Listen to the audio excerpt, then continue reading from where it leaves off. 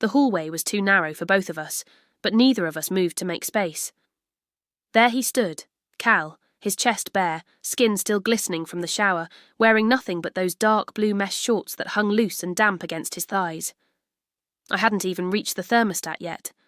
I can't tell you whose hand moved first, but as I tried to edge past him, the world just stopped. His arm grazed mine, and the friction felt like a physical spark. I turned to face him, my heart hammering against my ribs like a trapped bird, and he stayed perfectly still. When I placed my palm against his chest, I could feel his heartbeat, steady and terrifyingly young. Not a word escaped his lips. The only sound in that house was our breathing and the low, rhythmic hum of the air conditioner kicking to life, while that old hallway bulb cast a weak, sickly yellow glow above us. I kissed him without thinking twice.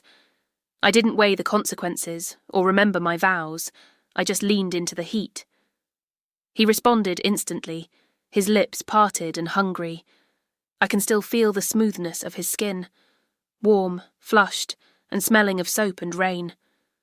Water droplets still clung to the hollow of his neck, and I pressed my face there, inhaling him.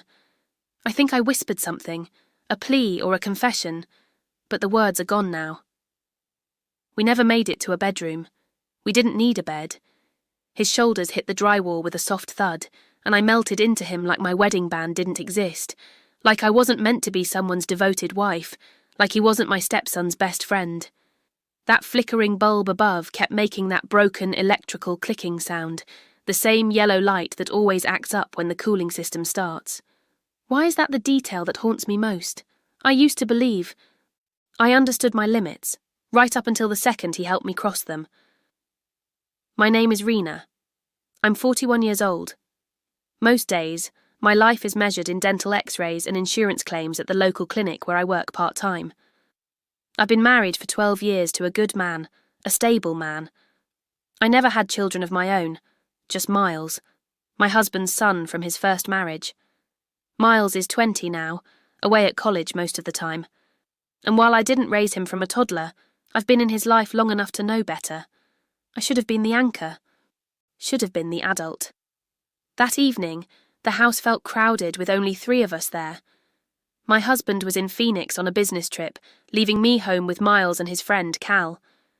The boys had just finished their community college baseball season and were staying for the weekend to decompress.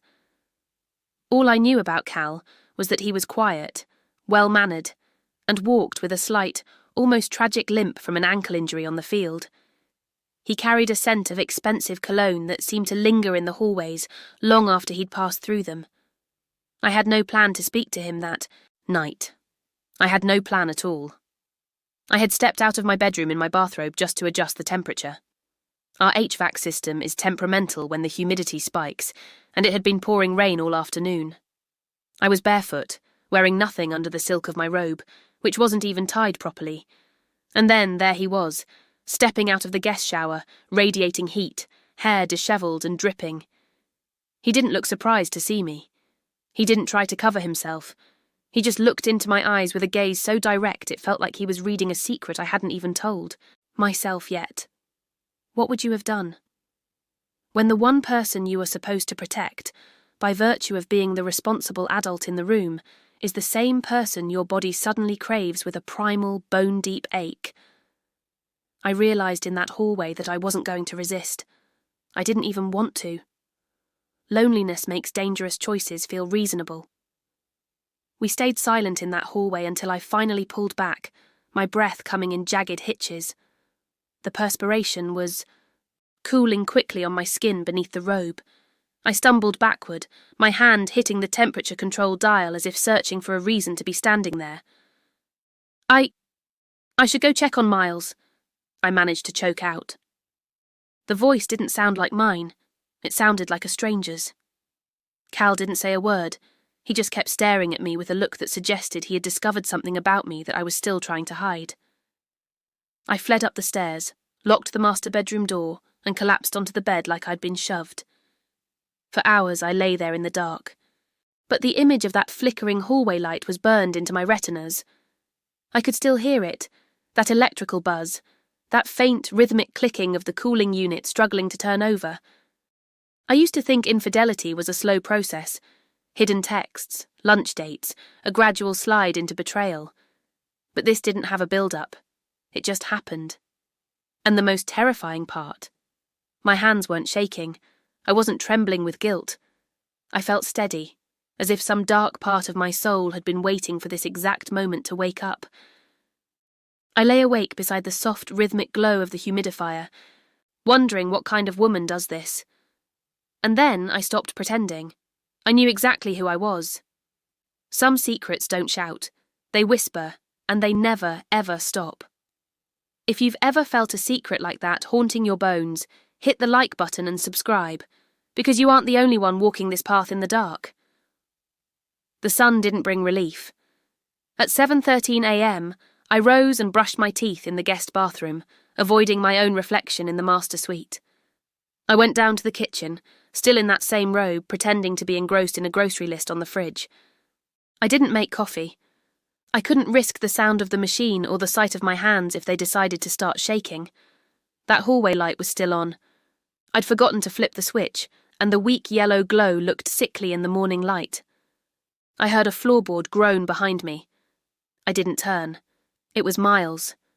Shirtless, his hair a mess of sleep, stretching his arms toward the ceiling. "You're up early, Wren," he muttered through a yawn. "Everything okay?"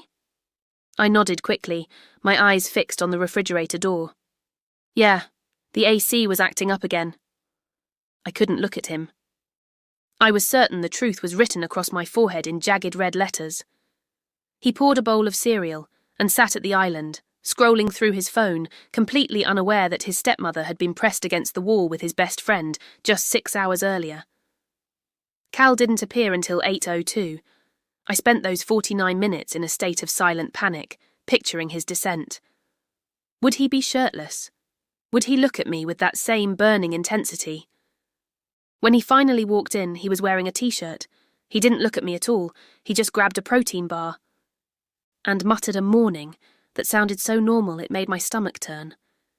Miles started talking about some documentary, and I nodded when I thought I should.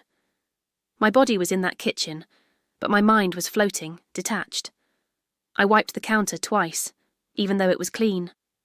I just needed to feel something solid under my fingers. Desire whispers louder than guilt. If I act normal, does the sin disappear? That question looped in my brain for the rest of the day. I had only met Cal twice before this, once at dinner, lasagna, red wine, polite conversation. He had guarded eyes and a maturity that made him seem older than 20. The second time, he'd helped Miles move some boxes in the garage. I'd given them iced tea, and he'd told me mine was better than his mother's. I had blushed like a teenager.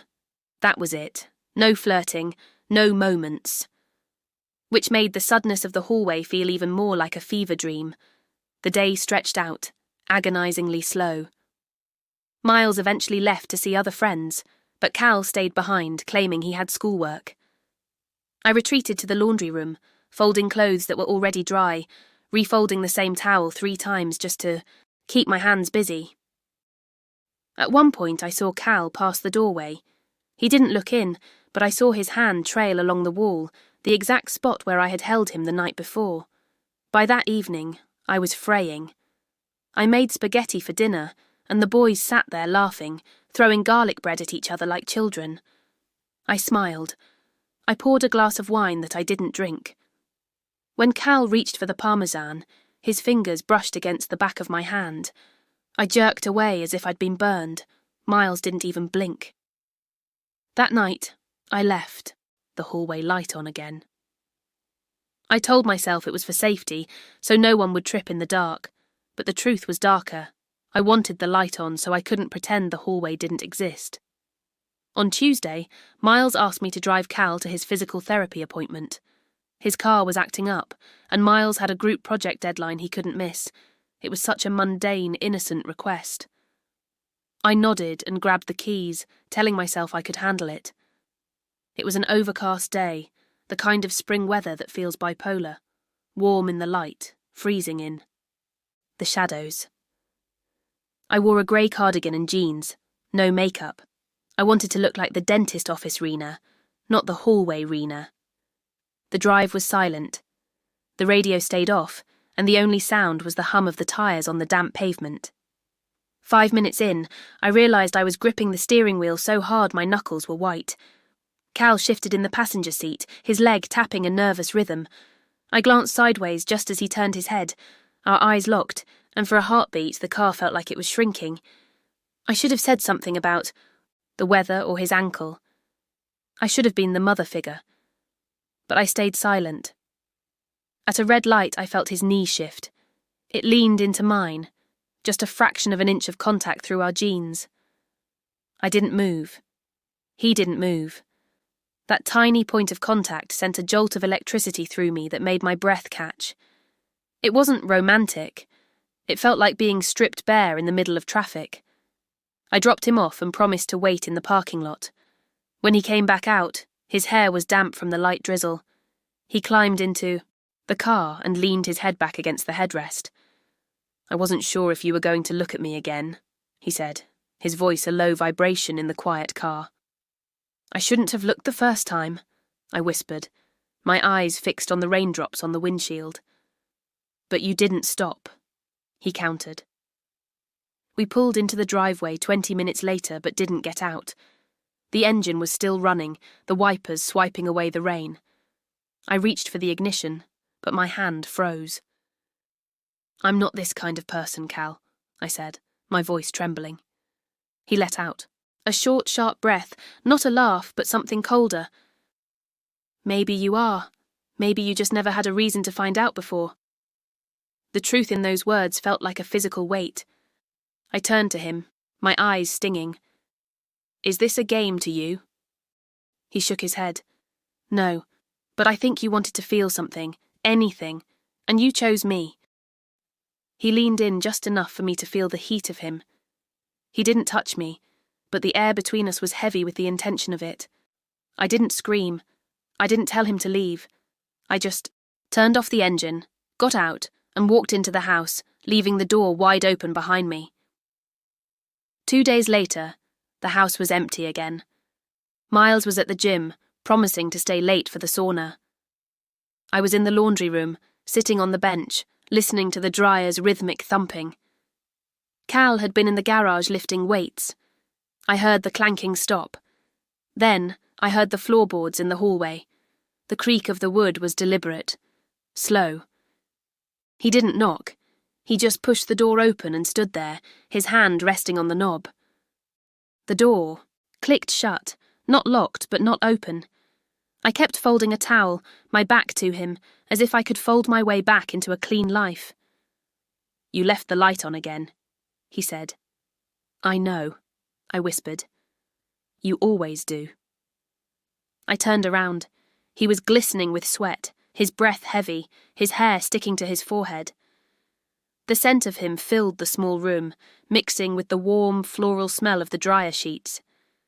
I felt a wave of heat crash over me. "I keep thinking about that night," he said, stepping closer. "I'm sorry it happened. I lied." "Then why didn't you stop me just now?"